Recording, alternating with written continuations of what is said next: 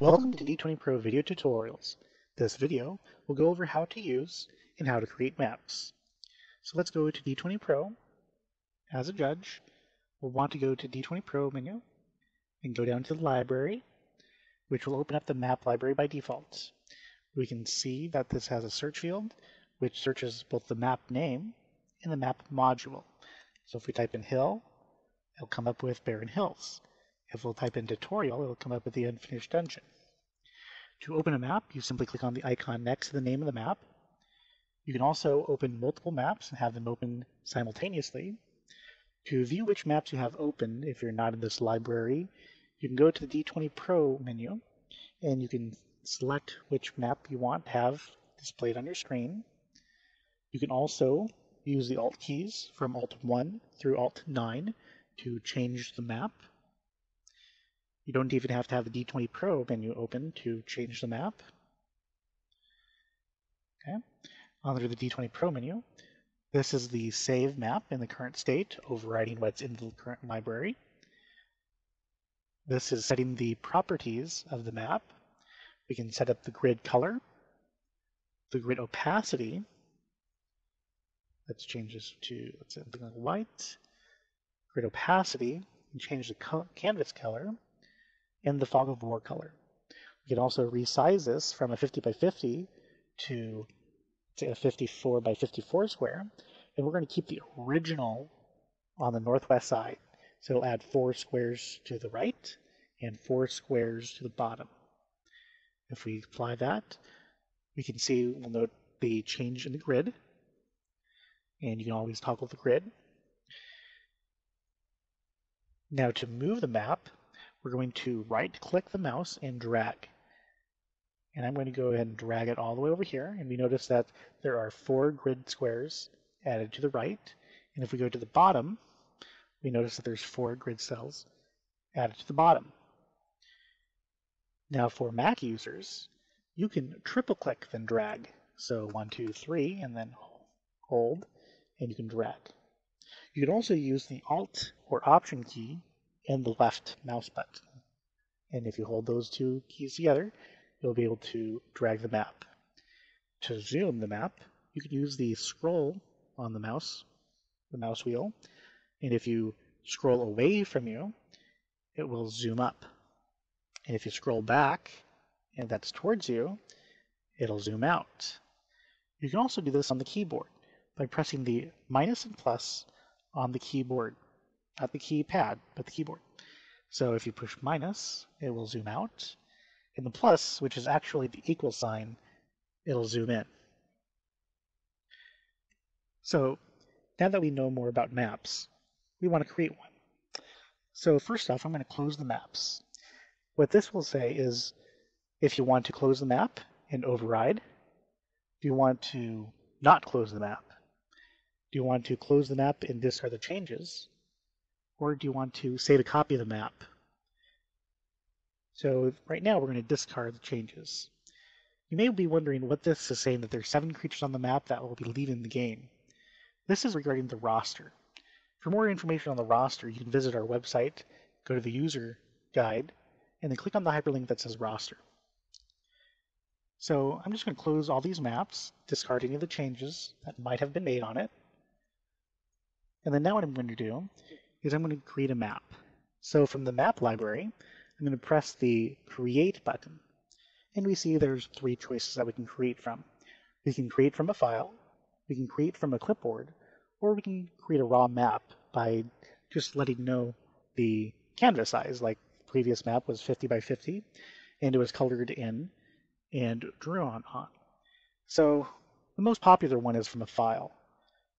Now you may be wondering, how do I get maps? That's a good question. So one place to get maps, this is a free resource, is RPG Map Share. These are people like you and me who actually had time, maybe not like you and me, that they've had time to develop a map and they'd like to share it with the community. So I went into the gallery and looked under fantasy maps, and this happens to be a castle. Another way is going online through Pazeo.com In their Game Mastery series, they have maps. And this is one instance of it. You can see their samples. And to use it in d20Pro, I would use the PDF option and then open it up as a PDF and save it as a graphic, like a PNG or a JPEG. There's another option with RPG Now.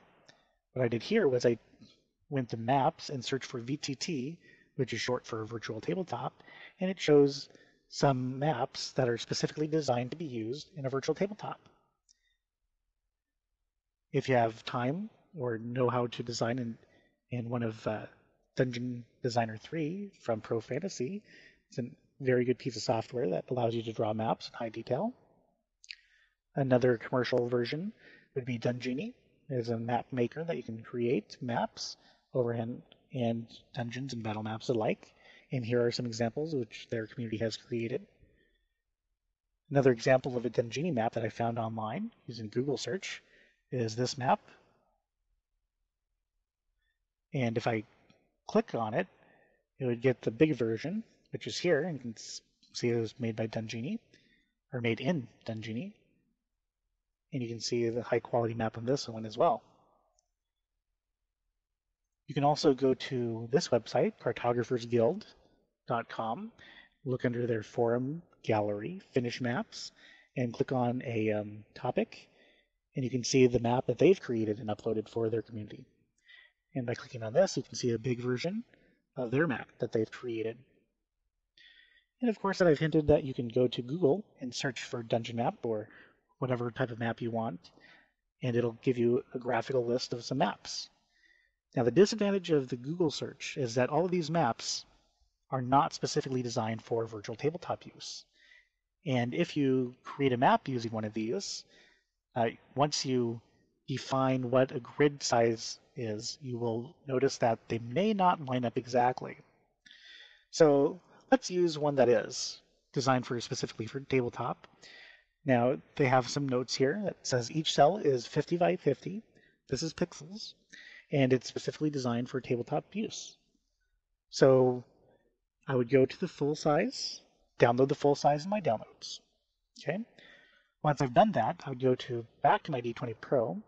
I'd open a new map, create a new map from a file, go to my downloads, and click on the castle.jpg that I just downloaded.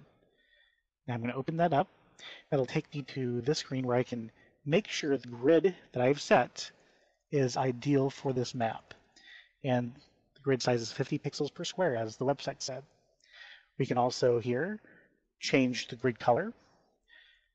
But since this already has a grid on the map, I'm going to leave it like black or white, and then change the opacity down to maybe 25%, so it's not as noticeable. Okay. We can also change the canvas color, but since we've created a map from a file, it's not going to do much since the canvas is actually below this map image. Now the fog of war is automatically defaulted to black, but you can change the fog of war color to anything. Easy fog of war will create a fog of war over each individual pixel or each individual square, and then you can uncover square by square. So now that we have the pixel size correct and the grid matches up perfectly to our map, we want to pay special note to a save as. Now when we save it as a PNG, it'll automatically save it as a PNG. This is a file type that has lots of space, it requires lots of space. Now the advantage is it retains the high quality of the image. However, if you have players that are connecting to you from the internet, it will take them a long time to download. So I always set the maps to JPEGs, JPG for short. Now we'll need to come up with a name and a module name for this map. So let's say it's Castle, and my world's fine for now. So now that I've said okay, it's going to create it, and I'm going to open it up, and we can see how it looks on the screen. And it looks pretty nice. Okay. So now we're going to close this map and discard any changes that we might have made on it. And we want to, let's say, rename this to something more appropriate. So this could be Tom's Castle. And instead of my world, we can call it the Fall of Kingdom. as the module name. So now we want to create from the clipboard. So let's go back to the web and find something that we can create from clipboard. And this seems like a nice image to use. I'm going to go ahead and copy the image. And then going to try from clipboard. So we're going to press create from clipboard.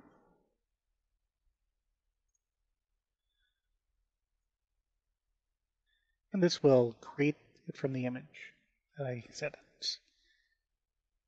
Let's make sure the grid is aligned properly here.